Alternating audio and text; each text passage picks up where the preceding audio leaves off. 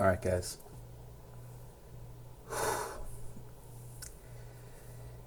8 months ago, we began this class by having a conversation about how everything in calculus was designed to fit and solve problems that beforehand were not solvable. Some were simple, some complex. We talked about how to use things like limits to figure out how to approach a value without necessarily getting there, and how that can lead us to understanding more in depth how a function acts. Because if you can understand how it acts, it approaches the value, it can have equivalent results to be able to get to the value, even if the value is impossible to get to. We talked about a derivative, how it was the ability to understand the slope of a function. We connected derivatives to other functions, like how you could take a derivative of a position function and get a velocity function, or take the derivative of a velocity function and get acceleration, so connecting it to physics. We connected derivatives to antiderivatives, or integrals, where we were allowing to take a function and say, how can we find an area using this function? And the last thing I want to talk to you about for this year is volume. This is kind of the pinnacle of where Calc 1 can end. So you've made it. Congratulations. You survived somehow. Through everything that's happened this year, you made it. Volume. The idea of volume is that you can take, at its most basic level, it's how much you can fill something with. But in mathematics, we can take it farther. So you can see in this example here that if I want to take an object and make, for example, what they call a disk, all it is just a rectangle that's been spun around an axis. So you take this rectangle here, it's on an axis, and they spin it around this axis, creating this three-dimensional shape. And once you understand an object this way, as just a spun version of a 2D object, you can start to see how more advanced objects become just spun versions of simple pictures. So for example, this is a cone shape. You can see how it kind of fits together. It's got all these cool little nooks and crannies. But when you look at it this way, it's hard to see it as anything other than a cone. But when you look at where it came from, you can see it's just a 2D image that's been spun in a circle. And that circle has allowed us to get a 3D picture from it. And that 3D picture gives us this whole new perspective. Now here's the thing. And there has to be a connection between that 2D picture and this 3D image. There has to be some way to use the 2D to get the 3D. There has to be properties of the 2D that give us properties of the 3D. And so this connectiveness is what we've been spending all of this year talking about. You know, we can connect position to velocity. We can connect velocity to acceleration. We can connect a function to its slope and the slope back to the function. We have all these ways we can connect things to other pieces of mathematics. We can take functions and discuss their slope, but we can also discuss their area by using the opposite process. Well, here is the last trick, the last big detail, is that there is something 2D that can be transformed and made into 3D. And this 2D, 3D nature allows us to create more and more complex things that have different properties. So if you want to make a donut shape, you can think of it as a donut, or you can think of it as a circle that's simply been spun around an axis. If you want to think of a cone, you can think of it as a cone, but a cone really isn't a cone. A cone is simply, in this case, a triangle that has again been spun around an axis. And because it's been spun, it creates this 3D shape. And it has these properties. But here's the thing. We can get from this shape back to the original using calculus. And we can get from the original to this 3D using calculus. All these different pictures that are presented in the text are just complicated shapes that someone has drawn out and then spun around an axis to create this effect. Now, this bottle here is nothing more fancy than simply a collection of lines that create some new and abstract shape. And that is one of those things that it seems natural to think about, but for a lot of mathematics, wasn't natural. It just wasn't. We never thought of things this way. We always thought of them as being a solo artist in a room full of, more complex features. And so when you look at something like a cup, you can either imagine a cup as just being a cup, or you can see a cup as something more. In this case, I have an L shape. Now we can think of L's as just, two rectangles put together. And we can take this L shape and we can spin it to create more shapes. So I can create my cup using this L shape. But I can also, if I change it, I can create a different shape. So for example, instead of using that L to make a cup, I could use that L to make a flywheel like you'd see in a car. It's the same shape, just used in a very different way.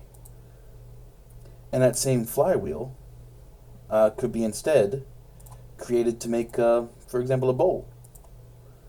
Just by doing it in a different rotation, in a different way. Despite it being the same elementary shape, it has to share certain properties with this other shape, which means the bowl and the cup and the flywheel are all mathematically connected. How we can get these properties to connect is the last piece of calculus we're going to talk about. So, let's take a look. Here we go. So, the big formulas we're going to talk about two sets of formulas. This is the first formula, and I'm going to make sure to write this one in my notes because this one is a unique one. It states there's two conditions, the horizontal condition and the vertical condition. In mathematics, there are actually more possible conditions because you can have more than two dimensions in mathematics. And so you can do this to bigger and more advanced dimensions, but we're just starting with these two. In fact, you can even do it at other things that we'll talk about. If you ever take Calc 2 or Calc 3, instead of doing it on the linear horizontal or the linear vertical, you can actually do it along curves as well. And it creates some truly incredible shapes. Let's look at these two, for example. The horizontal. So volume, as a horizontal function, is equivalent to v, which is the integral from a to b.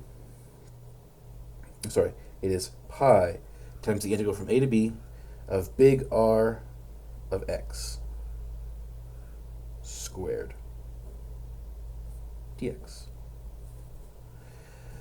Let's note some things here. First of all, you got pi. Pi, you might notice, is, appears more often in things like circles. And in this case, pi is being a constant, so it's out front. But you notice you also have capital R. Capital R in this case is referred to as the radius function. Because you are spinning this, spinning it turns it into a type of circle. Anytime you spin something, it follows a circular path, which is why you'll notice that this is actually pi times the radius function squared being integrated. Which means we are essentially taking a circle function and distributing it according to x. Meaning we're taking that circular path with a changing radius and defining it using that radius equation. And so we have, of course, boundaries, a and b. We have the Rx, which is going to be our radius equation. And, everything's being done here in x. That's why it's referred to as the horizontal. Because in this case, we're starting on the x-axis and extending vertically from it. It's referred to as the horizontal because what's changing is the x. The dx is what's the shift. The vertical is very similar. But you notice that in the vertical, instead of being in terms of x, is in terms of y. It's the exact same equation, but just with y in it instead of x. Which means that for a given equation, like let's say y equals x squared, you can determine what happens if we spin it horizontally by using the function y equals x squared, because it's everything in terms of x. If I want to spin it vertically, I can't use that same equation. I have to instead put everything in terms of the y, meaning I would take a square root of both sides, meaning I'd want to use the equation x equals the square root of y. These two functions fundamentally are the same, but we're basing this upon whether I want to extend from the x-axis, so horizontally, or whether I want to extend from the y-axis, so vertically. There are two little pictures here that are really helpful to understand this, and I'd like you to take a look at them.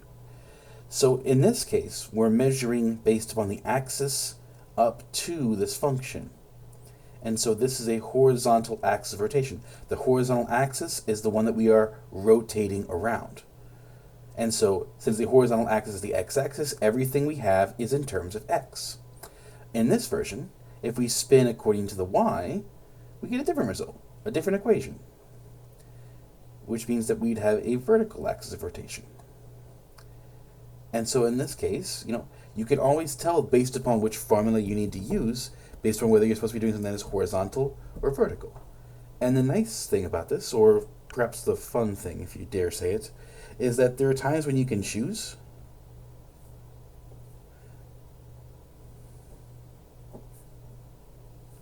And there are also times when one is easier.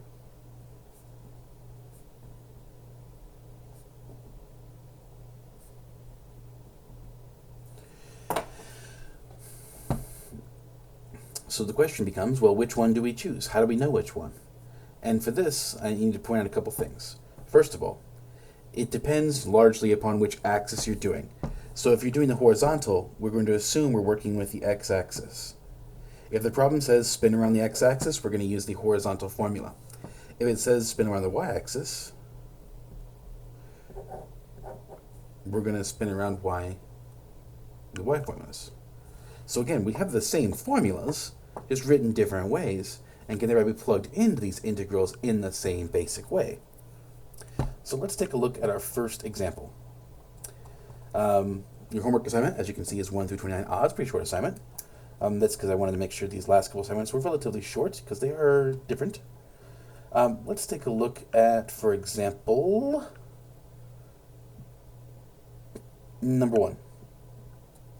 I can see on number 1, I'm being asked to just rotate around the x-axis by this little symbol here. This little symbol here on the x-axis means rotate around the axis.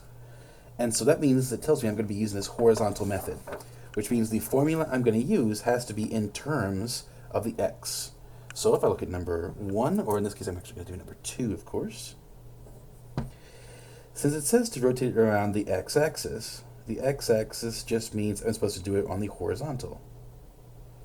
And what's the horizontal say? V equals pi integral from a to b of capital R of x squared dx. Now, big detail here. First of all, in this example, the a and the b represent the left and right bounds. So in my horizontal, these again represent my left bound and my right bound. In the vertical version, L represents the lower bound and B represents the upper bound. The better way to start to think about these is these formulas are essentially the same with one difference. A is the one that is near the origin. B is the one that is far from the origin. This helps prevent us from getting confused about whether A is supposed to be one number or a different number. Now, big details here.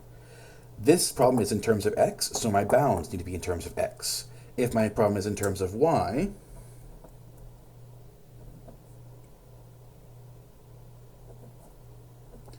then I need to shift the problem to be the near and far based upon the origin of y. And so in this problem for number 2, let's set it up as it says. So it says we have to do the volume. So we have pi, which is a constant. Okay, we're doing it around the x-axis, so I need to have a and b be the x boundaries. You can see in my picture, my first x value is 0, my second x value is 2. My radius function is the function we have in the problem, 4 minus x squared.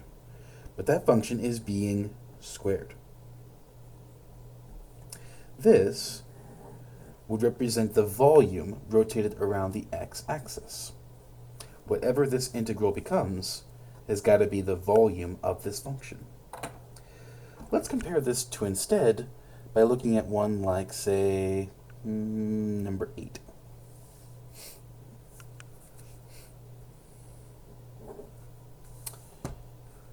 Number 8 says we want to do this in terms instead of a different function. That different function is in terms of the y. You can see that because of the symbol right here. This symbol is rotating around the y-axis, and so we need to make sure to do our problem in terms of y, which means we want to do a vertical problem, which means that when we do our integral,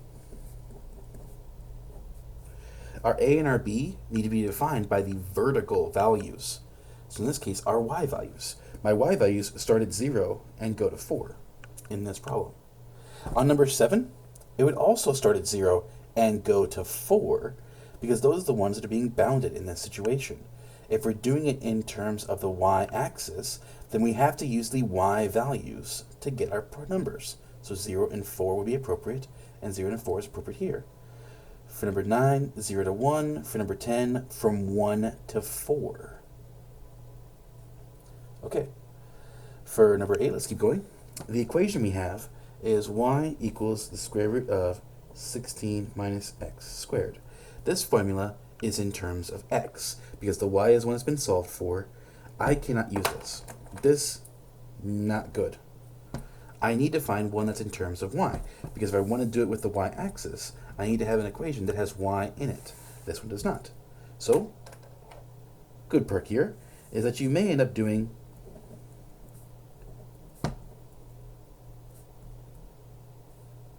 some solving.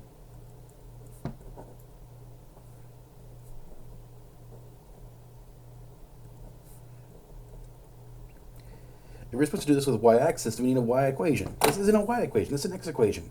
So we may have to switch around and change this function to be in terms of y instead of in terms of x. Thankfully, that's just a few operations away. I can square both sides. Y squared equals 16 minus x squared. I can then swap the x and the y, meaning I get x squared equals 16 minus y squared. I can then take a square root of both sides, so x equals the square root of 16 minus y squared. This is an equation that I can plug in as my r of y. Why is it r of y? Because y is contained within the function, not outside of the function. So I can use the square root of 16 minus y squared squared dy. The square in this case comes from my formula. The square root of 16 minus y squared comes from my r of y. So now this becomes a standard solving problem. And number 8 does say to set up, which we've done, and now it says to evaluate, which I'm going to do next. So this problem, let's evaluate. So pi is just pi. I'm not going to integrate just yet because I want to simplify what I can first. I end up with the square and the square root canceling, leaving with 16 minus y squared dy. Now we haven't done any integrals in terms of y. The nice thing about this is there's no difference between doing it in terms of y as there is in terms of x. It's just instead of raising the powers of x's, you're going to be raising the powers of y, meaning this becomes pi times 16y minus y cubed over 3. All we do instead of doing everything with x's and raising powers on x's, we just raise powers on y. And again, these boundaries are in terms of y, so everything flows just like it should from previous sections. And then from here, it's the same basic process as we would if this was an x. We plug in 4 and we plug in 0 and subtract the results. Pi times 16 times 4 minus 4 cubed over 3 minus, so the pi is being applied to the whole thing, minus 16 times 0 minus 0 cubed over 3. Okay. Now we can distribute and start getting a solution. So pi is still here. 16 times 0 is 0. 0 cubed divided by 3 is 0, which means this entire piece is 0. And so we're subtracting 0. That doesn't do anything. So we get pi times 16 times 4 is 64. 4 cubed is 64 over 3. And luckily I've done this problem recently. This becomes equivalent to 32 over 3 pi.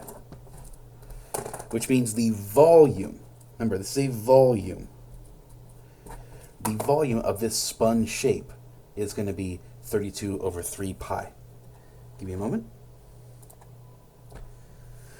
Okay, so I've taken a three-dimensional design program that I have. It's called Inventor. If you've been in my engineering classes, you've seen this before. And I used it to create this solid.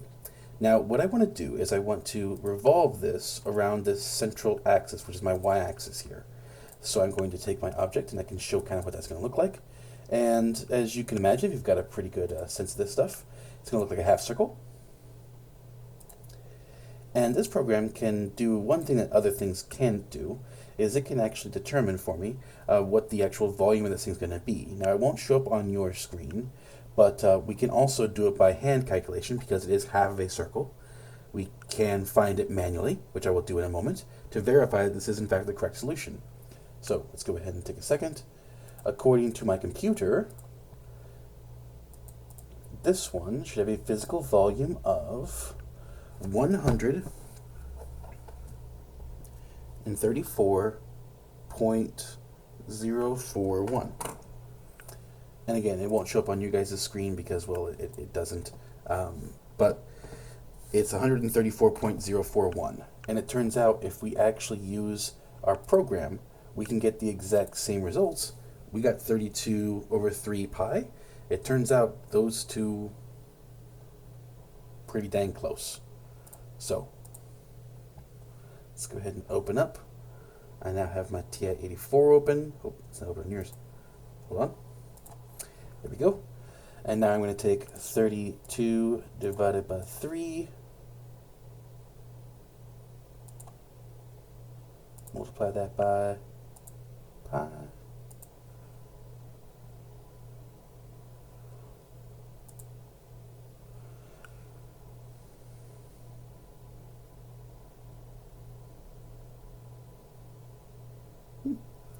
So give me a slightly different answer here. That's interesting. It's almost exactly 1/4. I'll have to investigate this. Sorry. I think my program failed me. Oh no, not good. Let's see if we can test it a different way. We know this is a circle. This is a circle based upon our picture that would have a radius of, oh, this is a sphere actually, and it would have a radius of 4 based upon that picture, and it's a half of a sphere. The formula for the volume of a sphere is 4/3 pi r cubed. If I wanted only half a sphere, I would do 1/2 times 4/3 pi r cubed, which 1/2 times 4/3, that'd be 2 over 3 pi times r cubed. R cubed should be 64, because 4 cubed is 64. You should get 128 over 3 pi.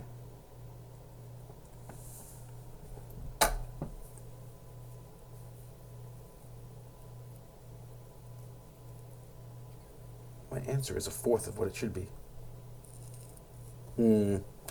Pausing. Let me see if I made a mistake. Please tell me when you guys caught it, because I very much did not. Holy cow, can Douglas not add or subtract This is 128 over 3 pi. 64 minus 64 over 3 is 128 over 3. This was the right answer.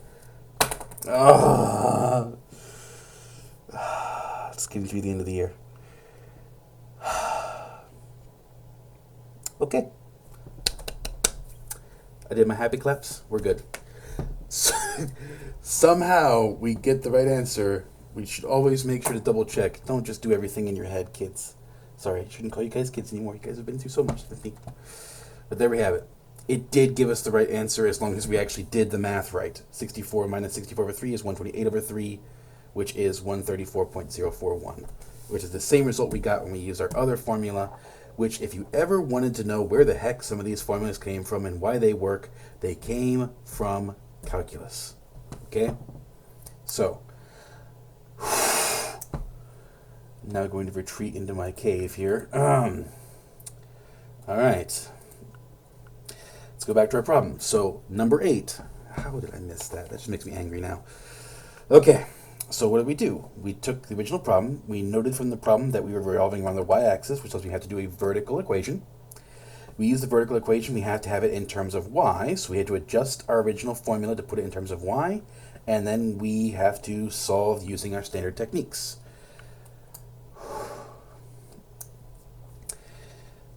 Let's try another one. Let's look at number 12. Okay? Let's see if we can avoid any future stupid mistakes. All right. Number 12 has a couple different parts, which means it's a perfect example for us to see kind of how we can go through and do it in a variety of different ways. So let's keep those formulas up there so we can see how we're doing. For number 12, as is the case with some of these, it can be very helpful to have a picture to work with. So I'll make it my goal next to get a picture up here so we can see what we're doing. All right, 12. Y equals 2x squared is one of the boundaries, and it says in the function, find the volumes of the solids generated by revolving the regions bounded by the graphs of the equations about the given lines. So I have this as one of my boundaries. I have y equals 0 as my next boundary, and x equals 2 as the other boundary. Part A says, we're supposed to do this with respect to the y-axis. Okay, let's get a picture here to see what this looks like. Thankfully, parabolas are pretty easy to do. This is going to be an upper bounded parabola.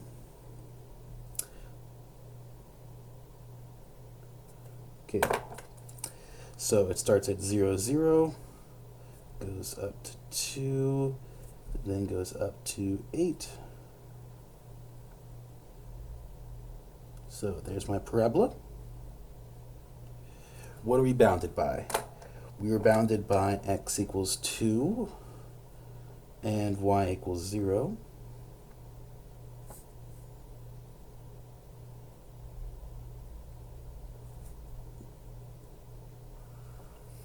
Okay. So, the piece we're looking for is bounded by x equals 2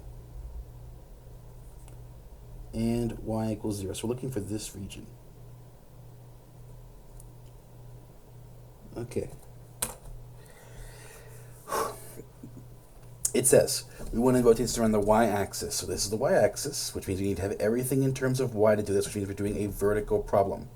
Now, the reason I emphasize so much focusing on near and far is because of this part right here. How we're going to set this up is we're going to do v equals pi times the integral. Okay, what are my boundaries? Well, on the y, I start at 0 and I go until 8. But here's the fun part. In this example, you have to ask yourself, what's farthest away from this axis? And in this case, we're going to refer to something called the drop test. The drop test is you are dropping an object far away from whatever axis you're doing it. So I'm going to drop my object out here. So this is far away from the y-axis. And as it drops, the question becomes, what do we hit first? And in this case, what we hit first is actually the outside. It's not the function. It's the outside. Which means that I can't follow the standard rules because in my previous ones, the outside was r. It was the outer function was the r, and the inside was the axis. So A kind of breaks this rule, which is why in a second we're about to come back to this one, because A involves a different technique, which is called the washer technique. Let's, for a second, we've seen an example with the other one. We will do another with the first example, but I want to showcase now the washer technique.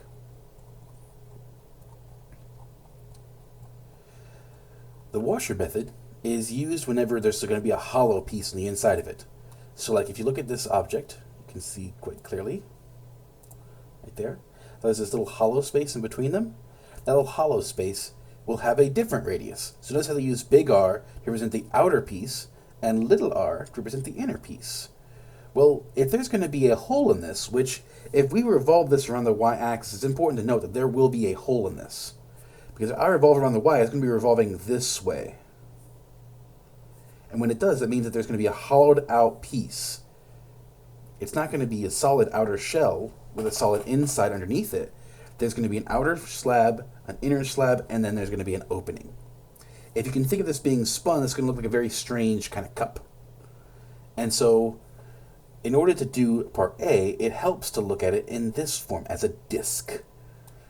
And to do it with the disk method, the last part of our notes, and the only other thing we have to talk about, with this washer, is you want to look at it in terms of two functions. If you think back to the previous section, 7.1, how there was an upper and a lower function, we were finding the area in between them. Well, we're doing the exact same thing here. We're finding the outer radius's shape and then subtracting away the inner radius's shape. So, this will be our last little piece. So, these first two are referred to as the disk method because they create disk shapes. This one is referred to as the washer method. It's called the washer method because it creates hollowed out shapes. So that might be something to keep in your notes. This will make something that is solid all the way through. It's best when you're dealing with solid objects. And so there's no air bubbles. There's no gaps in between one part of the object and the other. If we rotated this picture along the x-axis, which we end up doing, I believe, for part D, then it would be good to use the disk method because it would be a solid shape with no gaps in it. But in this case, it's a washer. A washer is used when there's going to be some open space inside. So think cups. Think bowls. Think things that have a natural inner piece. If I want to make a 3D object of, my nice little blue cup here, I know, fancy. This is what I use to hold my pens. If I want to make a 3D version of this object, there's going to be some empty space in here. So I would use the washer technique to find its volume. Whereas if I wanted to make something like, something solid like, say, a pencil, or even like, say, a pen ink cartridge, if I wanted to make this thing that's supposed to be solid, then when I make it, I would rather use, the disk method. It's supposed to be something that's supposed to be solid versus something that's supposed to have a gap in it. And so that's kind of how you have to think about it, is since there's two different techniques, the techniques are actually completely different because they're thought of in different ways. This one's more useful when you have open space in the middle. This one's more useful when you have solid space in the middle. And so make sure whenever you're asking yourself what's happening, think 3D. When you spin this in the direction it's stating, what's going to be the outside and what's going to be the inside? Is the inside going to be hollow? Is it going to have some gaps in it? Or is it going to be solid? Solid's going to use a disk. Gaps are going to use the washer. So what's the washer method state? V equals, you notice some similarities between these two. Pi integral from a to b of big R of x squared minus little r of x squared dx. And you can do this exact same approach in terms of y, which is what we're going to do here in a little bit. And so there's a similar formula.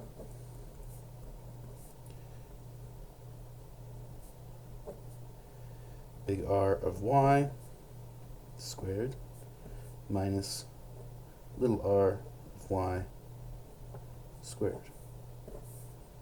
dy.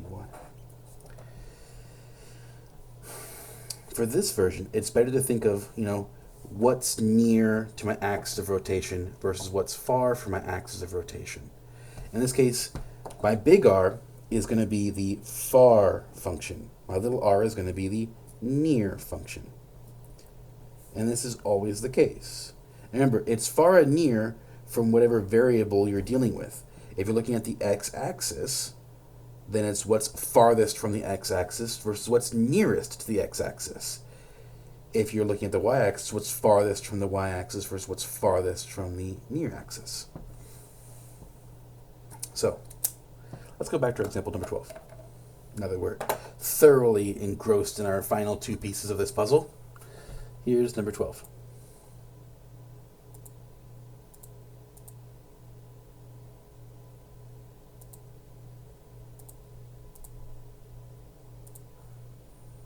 There you go.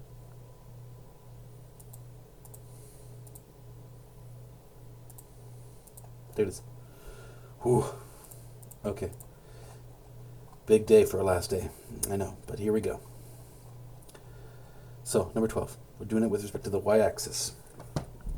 So, we're going to use this y washer technique. So you ask yourself, what's the farthest y away, and what's the nearest y away? Well, the farthest y away is actually the 2 function.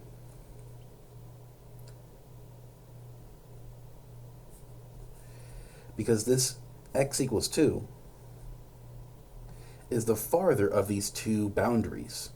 From the y-axis, remember this is your y, the farthest away is the 2, whereas the nearest would actually be the y equation for this function, which the y equation for this function would be a modified version of the original, which would be y over 2 square rooted. And so this would be the square root of y over 2 squared.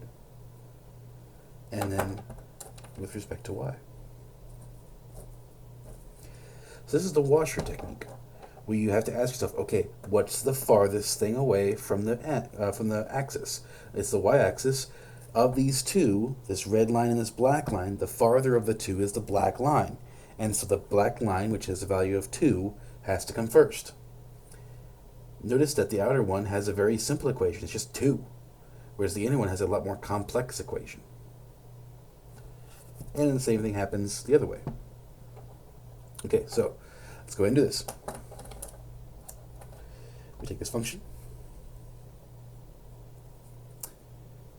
And to go from 0 to 8. 2 squared is 4, of course. Minus, we square this function. Square root of y squared would be y. Bottom we have a 2 squared, which would be 4 to y.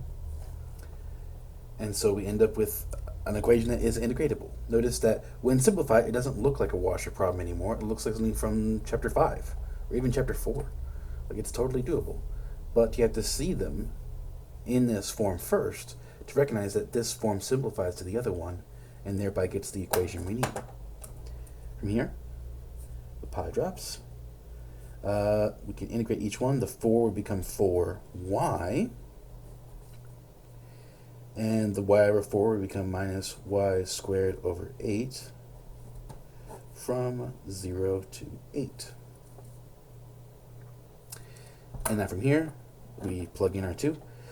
It should be obvious by now that the 0 is going to cancel, meaning this becomes pi times 4 times 8 minus 8 squared over 8.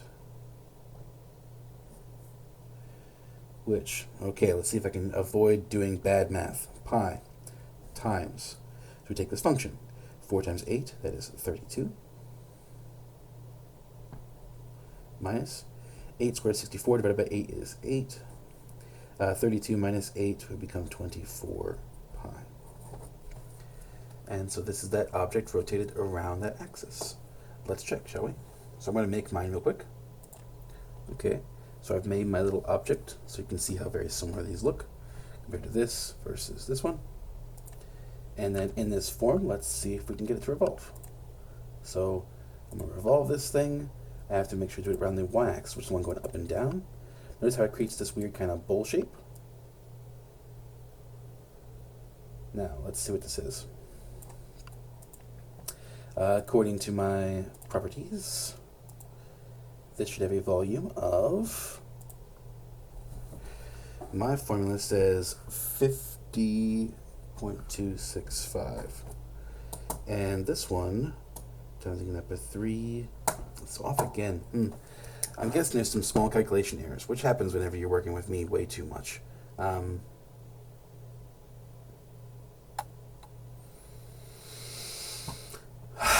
Oh, sweet. Oh, don't do 3 videos in one day. Oh my god. No, no.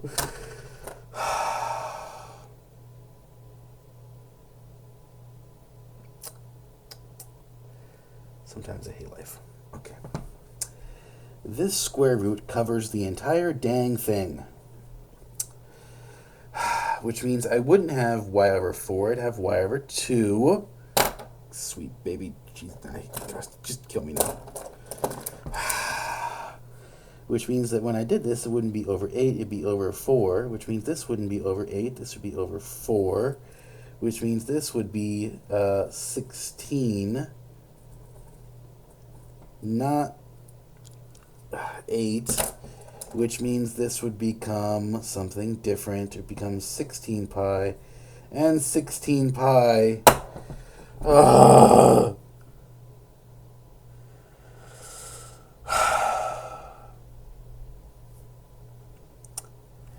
Small mistakes. Small mistakes. Okay. I'm still fully aware of this. Okay.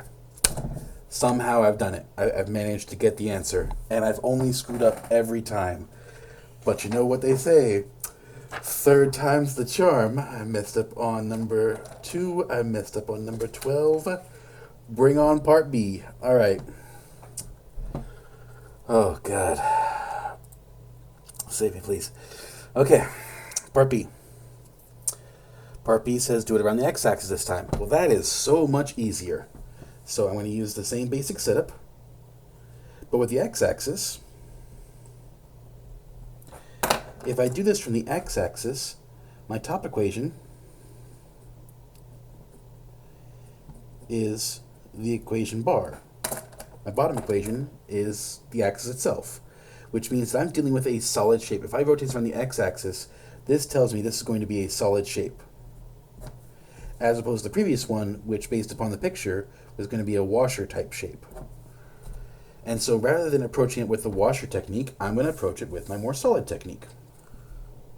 It's doing the x-axis, so I go to the horizontal. V equals pi integral from a to b of r of x dx. Pi integral. Okay. If I'm doing it with the x-axis, I have to use x values. In this picture, my x values would start at 0. They would end at 2. Notice different boundaries. My r equation would be the equation in terms of x, which would be 2x squared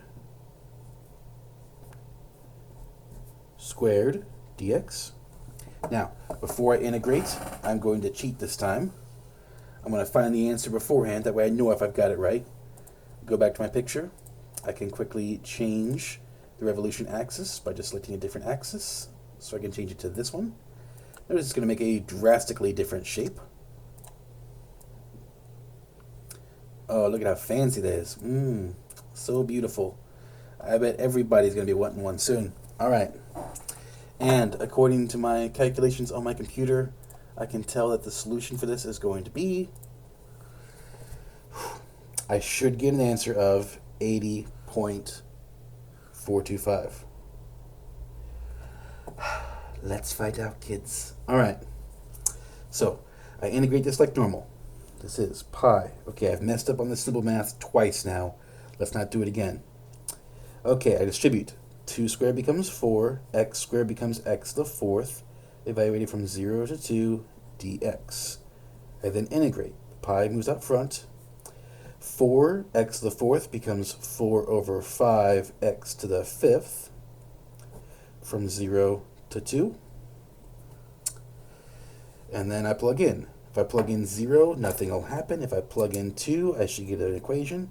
So pi times 4/5 2 to the fifth power. Okay, 2 to the fifth power.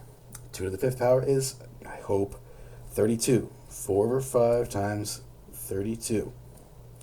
Okay, so using my math skills, pulling up my fancy calculator. And by fancy calculator, I of course mean, Google. Okay, Google, don't fail me now. Pi times 32 times 4 over 5. Oh my gosh, look at it. On the web. Shut up, phone. 80.425, 80.425. Oh my gosh. Yay. Yay.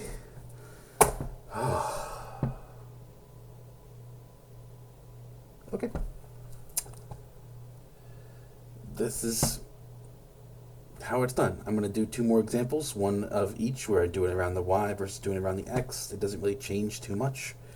Most of your problems tonight are nice enough to be doing it around the x-axis. There are very few that have you doing it with the washer technique, and that is because the washer technique is just not very common, at least in the beginning part. As you go farther, of course, it has more uses, but up front, there's very few washer technique problems in your actual homework assignment. Most of them involve the first technique, using the disk. And so I'm going to do 2 more that are disk methods. I'm going to showcase kind of how they fit together, and that'll be it. Let's get them done. Okay. Let's look at some farther along here. Let's do one where it's bounded by something else. So let's say 20.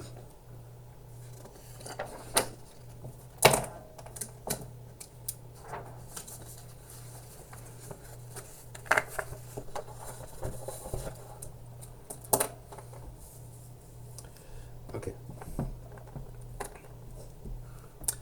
So 20 describes the following situation. We have y equals 5 minus x. That's our first piece. We're bounded by y equals 0. So remember, that's the x-axis. We're bounded by y equals 4. And we're bounded by x equals 0. Okay, let's go ahead and draw our picture first. And if you don't have a picture, you can use a graphing calculator to figure this out.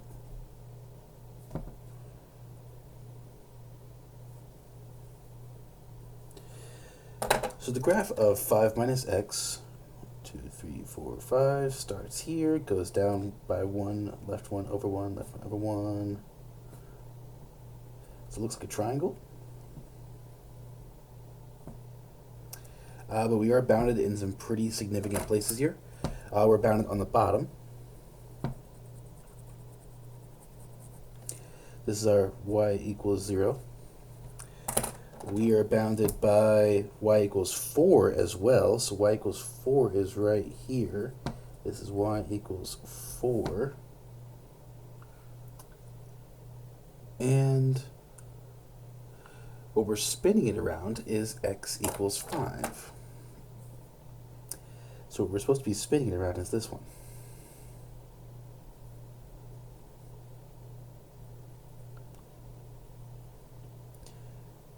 So we're supposed to be spinning, let's see if I can fill it in without killing everybody. Here we go. We're supposed to be spinning this object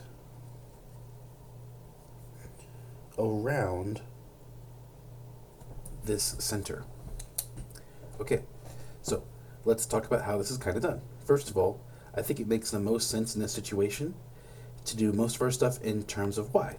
The reason being is our axis is going up and down, which means it's mimicking what the y-axis is supposed to do.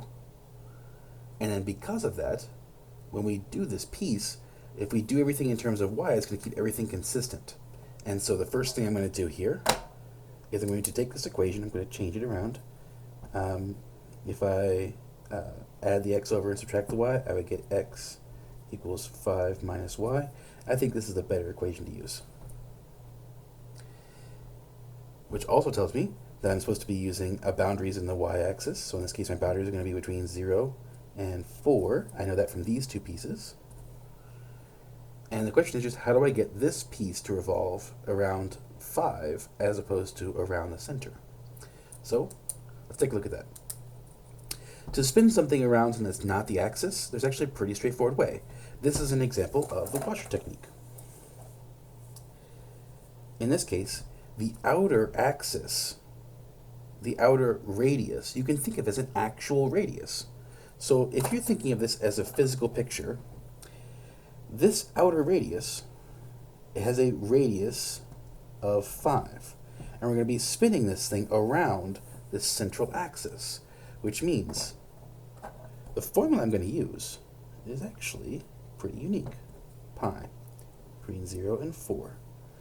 Now, the outer radius is this wall right here, which you'll notice is 5 units away. That's how far away it is. If it's 5 units away, we can just put a 5 here. Because that's the radius of the outer piece, or the radius of the far piece. So r in this case, remember, is the outer radius. If it's a function, then we put a function in here. If it's not a function, then we can put a number, like a regular old radius from geometry. Minus my inner radius. Now my inner radius is this blue line here, which remember is represented by an equation. 5 minus y squared. This is an example of how you do the washer technique around something that's not the center. So in this case, the farthest radius is actually a radius of 5. The nearer radius, to remember the axis we're going with is this axis. The nearer radius is actually the line's radius. Remember, the best thing you can think about is what's nearest versus what's farthest away from the axis we're revolving around. And how far away is it? So in this case, these two represent how those functions are going to fit together. And then from here, we solve like normal. Pi, integral from 0 to 4. 5 squared, of course, is 25, minus. This FOILed out becomes 25 minus 10y plus y squared dy. We can simplify some more. Pi, integral between 0 and 4. The 25 and the 25 are going to cancel. Subtraction 7 make this a positive 10y and a minus y squared dy. Just distributing those pieces. And then we could start actually integrating. So the pi would stay up front. The integral of 10y would become 5y squared when we divide by the new power. 10 divided by 2 is 5. Minus y becomes a power of 3, so we do 1/3 y cubed. Evaluate from 0 to 4. And then we can plug in 0 and 4 and get our solution. Pi times 5 times 4 squared minus 1/3 times 4 cubed. Okay. Pi times 4 squared is 16 times 5 is 80. This becomes 64 over 3. And oh baby, am I not touching that. Whatever that is the answer. I can't make any more mistakes. My head hurts already. Note how we do it. Let's take a second and write down the process. So, the first thing you should probably do for these kinds of problems, step 1, you need to determine, is this a disk method or a washer method? That's step 1. How can you determine this? Well, disk method will be solid all the way through. Washer method will have holes, gaps, space. You know, you have to think of it 3D. You know, if I actually do what it says, if I actually spin the way it says to spin, would it be a solid object or would there be some holes, some gaps, some space in there? Okay. The disk one is the simpler of the two. All you then have to do is figure out, okay, are we doing horizontal or vertical? Because those are your two options. And the rest is, you know, plug in and go.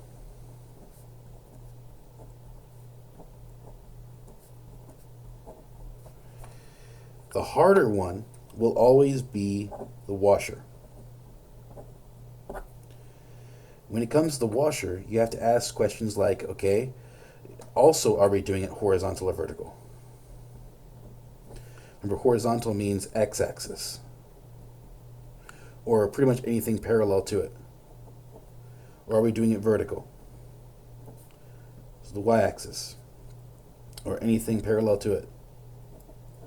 Okay, then you have to ask the more important question. What is my outer radius? Is it a number or an equation? What is my inner radius?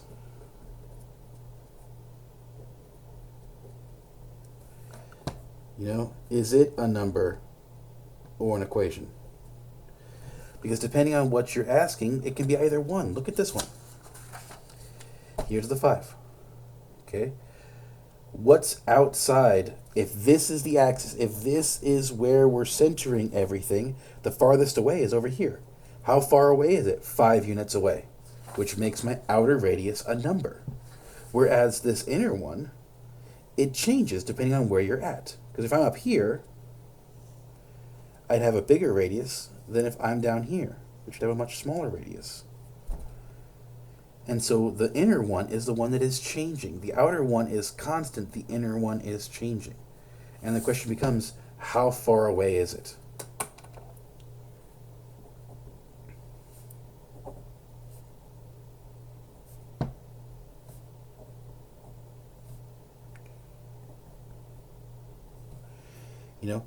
How far away is it? Is that radius changing?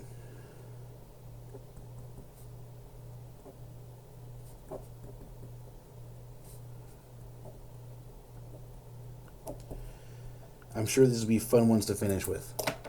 If you are taking the AP exam, I've seen 2 of these in the last 10 years. Like, they're not common, so you don't have to be stressing about it. But it's a good one to have and to understand. The big detail about these is going to be it's a continuation of previous understandings, just taking the next step. And it's supposed to be a logical step, right? It may not be the cleanest logical step, but it is a there step.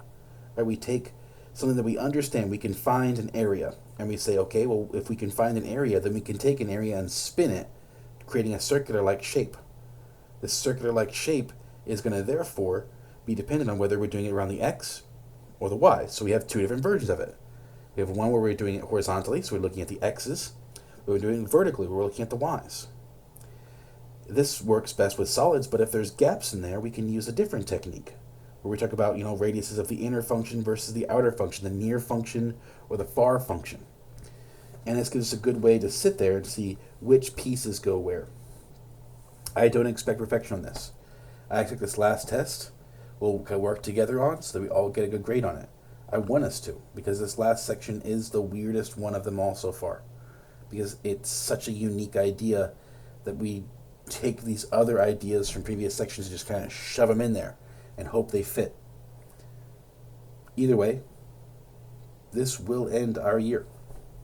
This is the last section. This is your last homework assignment.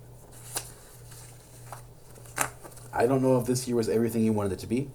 I don't know if you got to do everything you wanted to do, or if you saw everything you wanted to see, or had everything go the way you planned it to, but I'm super glad to have gotten to be with each of you guys and to see how you guys think and to see how you guys learn. I know many of you guys probably won't ever make it to the end of this video, but I really appreciate all you guys' hard work and everything you guys have done. And as far as I'm concerned, you're all going to be fine. You all are going to get what you want as long as you're willing to put in half the amount of work some of you guys have put in this year. Okay? Don't let anything hold you back, and no matter what, I hope to see you guys all at graduation, and I wish you the best of luck as you go past this point.